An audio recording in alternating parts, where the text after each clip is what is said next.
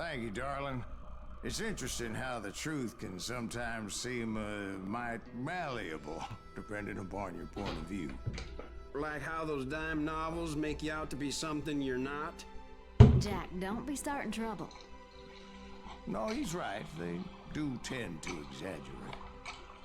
Did they exaggerate your part in taking down the Daltons?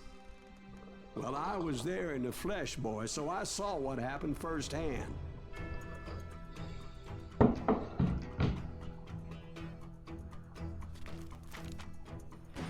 Those Daltons were lawmen once, before they all went bad, robbing banks and trains clear across the territory. Until Coffeeville, of course. I was one of the citizens who took up arms that day. Fighting on the side of right? I did my best, sir. We all did.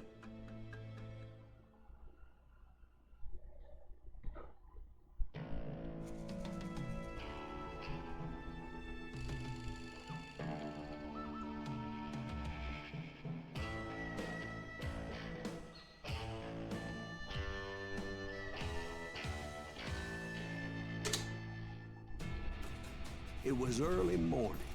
One of my friends was a local gunsmith, and he handed out firearms to anybody who'd take one. You see, the Daltons got it in their heads to rob 2 banks at the same time. 2 banks on the same damn street.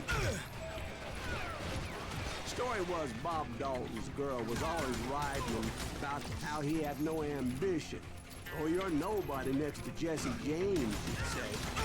Finally, the bastard took his brothers to Coffeeville just to shut her up. Well, the locals recognized the Daltons right off. Before they could get away, half the town took up arms to defend their property.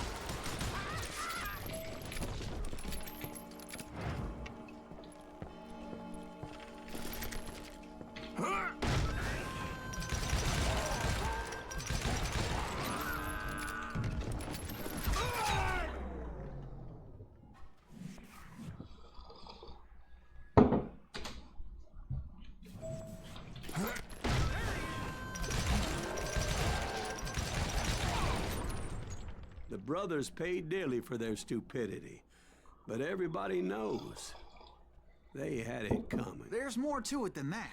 I read all about that day, so I know for a fact that it went down very differently. First of all, it was high noon. A posse of U.S. deputy marshals were on the rooftop across the street. Get ready, boys. They're gonna make a move. The lawmen had been tracking the Daltons for months. Now they finally had them dead to rights. Among them was a bounty hunter feared by many a lawbreaker. The marshals tried to get the Daltons to swear. They'll give up eventually. We just gotta wait for something to happen. This bounty hunter knew that the brothers were far too proud to ever lay down their guns.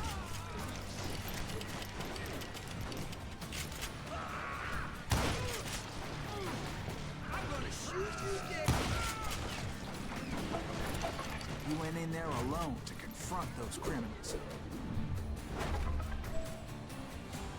One of the marshals shouted, "Where are you going? Are you crazy?" Hey, where do you think you're going, dumbass? That rifle's mine. But he paid him no mind.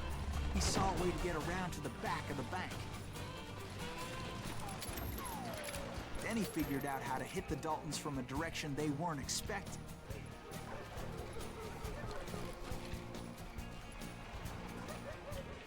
From above. Fortunately, a water tower was right there. A moment later, he was climbing up a steep ladder, laughing at danger as he did. It was brave men like him who risked their lives to tame this wild country.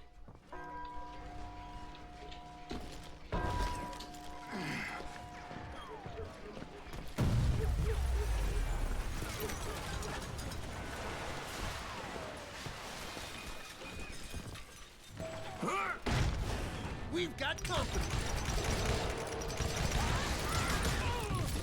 Heroic men like him, who did what other men couldn't or wouldn't to make this country free. Like Jim Bowie and Davy Crockett, who died defending the Alamo. Is that Silas Green? Son of a bitch!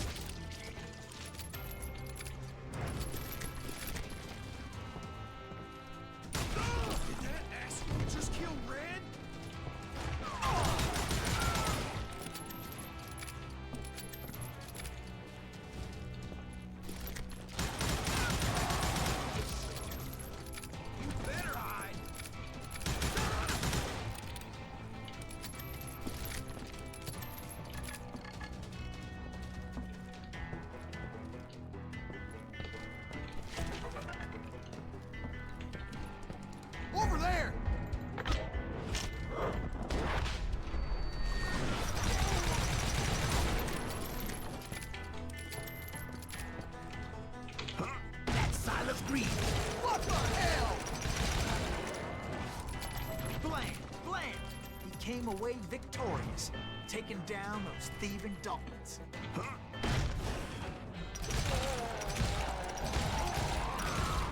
His name was Silas Greaves, and when the dust finally settled, he was the last man standing. Sorry, kid, but that just wasn't the way it happened.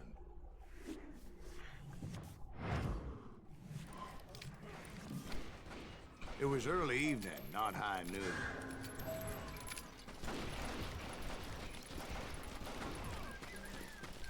Daltons blew up a safe, and were all set to hightail it out of there. I was late to the party, and Coffeyville was already up in arms. Those pathetic deputies surrounding the bank were dropping like flies. That's it for you.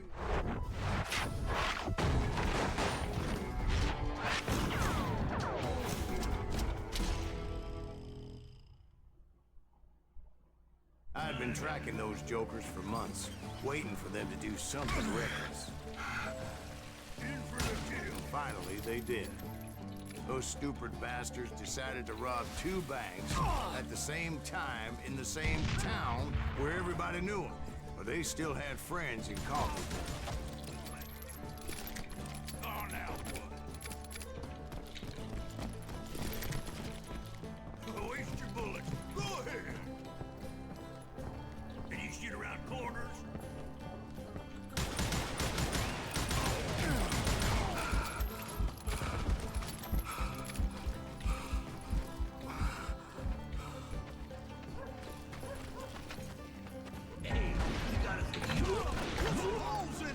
Those friends came after me like a pack of wild dogs, tooth and nail.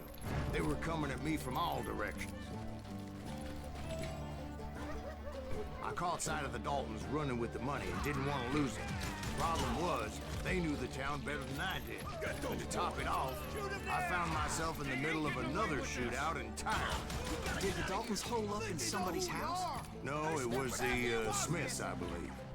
They were cousins of the Daltons, and they were shooting at the Browns, who were shooting at the Daltons. Which wasn't any surprise, because those 2 families have been feuding forever. And since the Joneses are related to the Browns, they shot at the Smiths, pissing off the Heimhoffers, whose daughter recently married a Smith. Well, bullets were flying every which way as all the old feuds in Kansas caught fire all at once. There was a hell of a lot of pissed off people in Coffeyville that day. But that's just the way life is sometimes. Shit happens.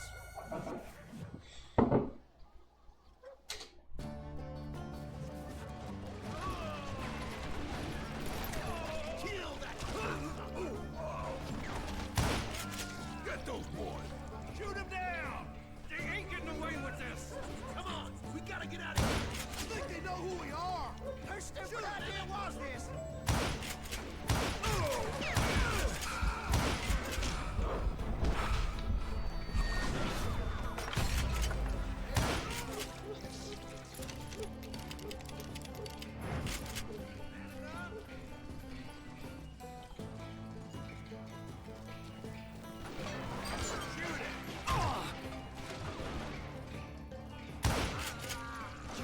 Rule the day.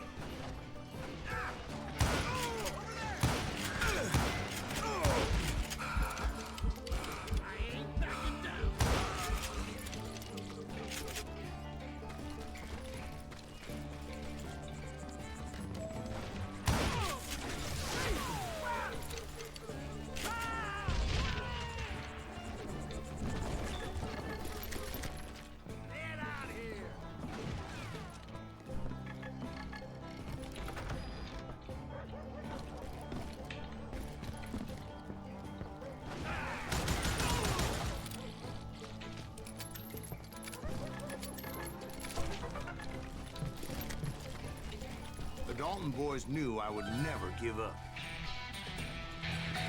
Those Daltons weren't the sharpest knives in the drawer, but they always stood together.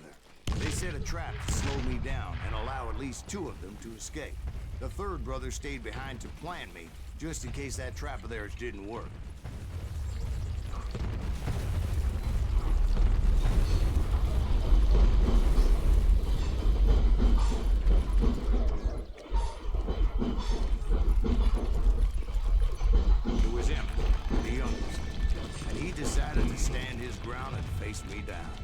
I ain't afraid of you, Silas Reeves.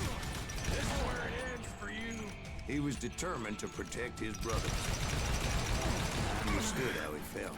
Taking me on all by his lonesome wasn't exactly a recipe for a long life. It's hard.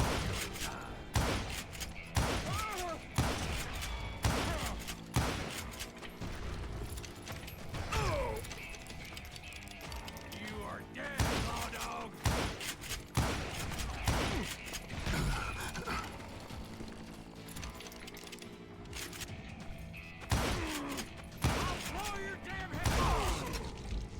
But Emmet Dalton survived the robbery in Coffeyville. He's the only Dalton who did. They say he was shot 23 times. Well, Dwight, who do you think put all those damn holes in him?